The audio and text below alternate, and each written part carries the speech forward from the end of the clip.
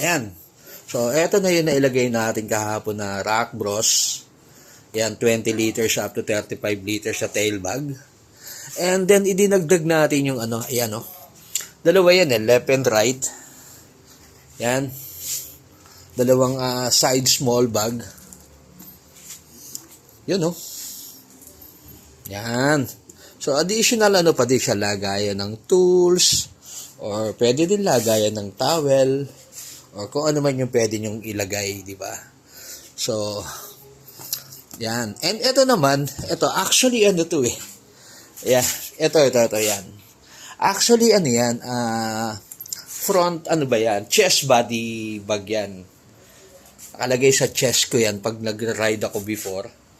Pero, para mas komportable, para wala na masyadong sabit sa katawan. So, sinubukan ko siyang ilagay dito, okay din, kasi so, pwede lagay ng documents, and lagay din ng t-shirt.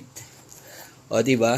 So, madali lang naman siyang ilagay. Parang lang siya, yung parang ibinakpak ko lang siya, or, ayun, sinabit ko lang siya, Okay, so, additional pa din compartment.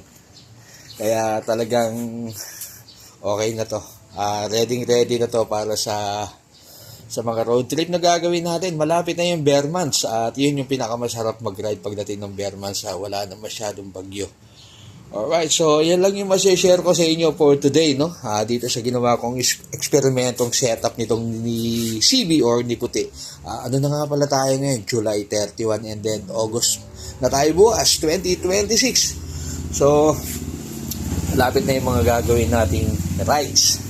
Meron din tayo ditong small bag, yan, lagayan din ng water. Ayun, so, eto, lagayan ng RFID. Yan.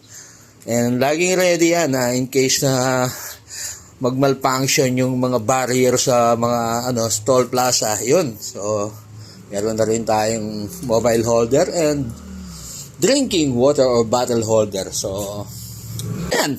Okay siya. And, karoon kayo ng idea. Pwede nyo rin gawin yan, i-apply sa mga naked bike ninyo. Sinasalam naman natin ng mga naked bike is talagang, wala talagang compartment. Kaya, tayo na lang talaga ang magsiset up. Thank you for watching. Have a good day. Let's go!